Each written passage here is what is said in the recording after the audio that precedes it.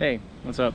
Today's vlog, I want to talk about documentation and why I think that that's so important and why I just recommend documentation over and over again. Okay, so what have I noticed since I've begun documenting the things that I'm trying to do? So here's a couple examples, right? So last year in June, I set some goals. I was like, I want to teach myself C#, I want to teach myself web development, and I want to get in shape, I want to learn a language, like a really long list of stuff. And what I found that is like just writing that down was the first step. So I wrote it down and I did all this in Google Drive, and I did it all in like a little notepad. And it was a Google Doc. So that's how I started it. And then every day I woke up, I used a little kind of like a Moleskine journal, and I wrote down, how much time I'm going to commit to each goal and what each thing was, and I kind of like reviewed that at the end of the week, and I kind of saw how much time I was spending on each one of those tasks. And as I kept on tracking goals, and eventually I took the FE exam, passed the FE exam, so now I'm in the process of getting my license as a computer and electrical engineer in the state of Georgia. I took the GRE, did well in the GRE, got into graduate school. I'm now in graduate school. I taught myself C#. I'm now a web developer, like a lot of these things. And I also had to do a code boot camp too. So it wasn't just 100% teaching myself. There was other things I didn't know I was going to have to run into to get where I wanted to be. So what was happening? What was happening in that process? The thing is, as you write down your progress and you give yourself feedback at the end of the week, you're able to see how productive you were or how much you could actually achieve in like 1 week. And I realized it's not a whole lot. It's actually a very basic amount. And so what you have to do is you start to figure out when you're at your best game for doing something. Because I was trying to come home from work after a whole entire day of work. I was trying to sit down and try and study, and I was like, okay, I'm gonna try to start doing this stuff in the morning. So I switched it up and I changed my plan, and I noticed my progress. So again, this is just another point that shows that documentation leads to growth, and documentation can help you. It's not just to like tout that you did something. Like when you make a vlog every day, or you make a podcast every day, or you post a picture, whatever, anytime that you do something that other people see, it adds this other effect to documentation where other people are holding you accountable. Because for me to keep that little Moleskine journal was incredible.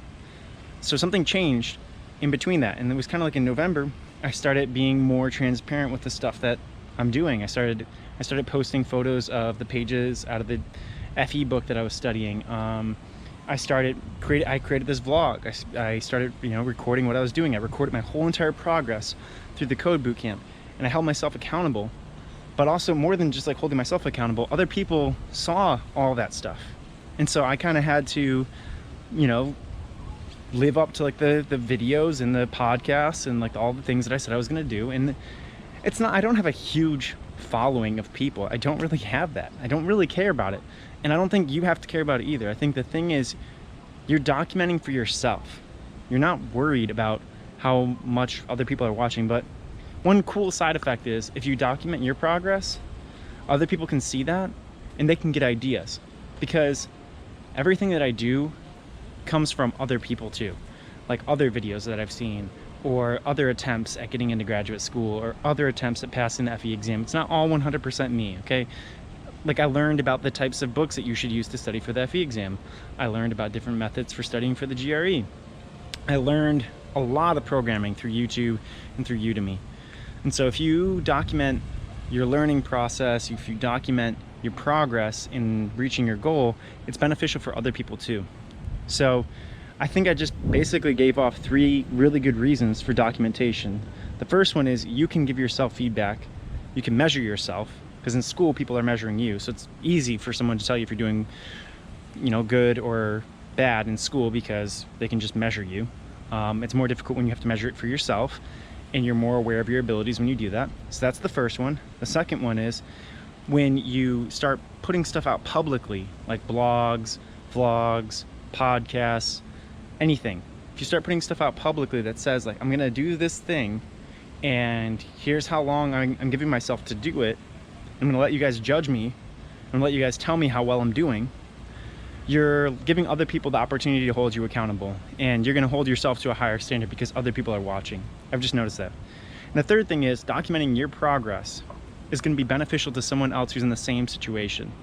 Now, the chances are you're probably not going to get someone who's like in the exact same situation as you. Probably not going to happen. But maybe you get someone who's got like 50% the same situation. And so there's a couple things that they can relate with you on, and maybe they can try some of the same attempts that you're using or some of the same methods that you're using. Maybe they'll have a little bit more success with what they're trying to do. So that's the focus of today's video, is just working on documentation. So what are some tools that you can use to get started with? I recommend Trello. I think it's a really nice one to just get going. It's a board. I make to-do, doing, and done. Those are my 3 boards. I just put stuff on them, and I have like tons of projects on there. I've got my vlog, my podcast, my website, other people's websites, stuff that I'm working on, hobby electronics, and I follow that flow. I follow to do, doing, done. I can throw anything on that to do, and I don't have to keep it in my head, because the problem is when you keep it in your head, there's a limited capacity of things you can remember. So if you have like a list of 100 things to do, that's all off of you. You don't have to worry about that anymore. Okay, the other, number 2, Google Calendar. I just think Google Calendar is awesome because you get a notification on your phone. Again, you're not carrying that weight of trying to remember something. You're not like, going to bed at 9 o'clock like, oh, I forgot to do that. Because if you didn't do it, it's not because you forgot. It's because you ignored what Google Calendar was telling you to do at the time that you're supposed to do it, because you thought that you're gonna have time to do it. So you have time to reflect on that and figure out maybe you need to flip up some things and try it at a different time. For me, that was getting up earlier. It's like I get up at 3 now, just because I realize that that's time for myself. That's my quiet time. That's the time that I can get things done. So that came from using Google Calendar.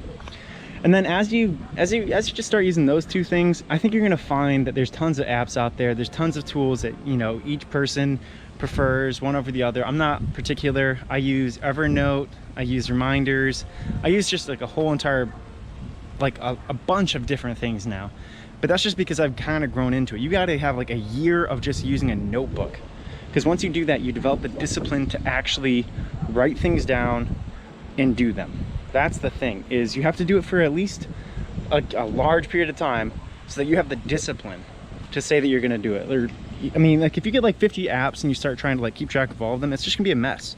So just pick one simple thing and stick to it for a really long time, and watch how you'll mentally transform into a person who can actually get things done. That's it. I think documentation will help you. All right, cool. Thank you for watching. I hope you enjoyed this video.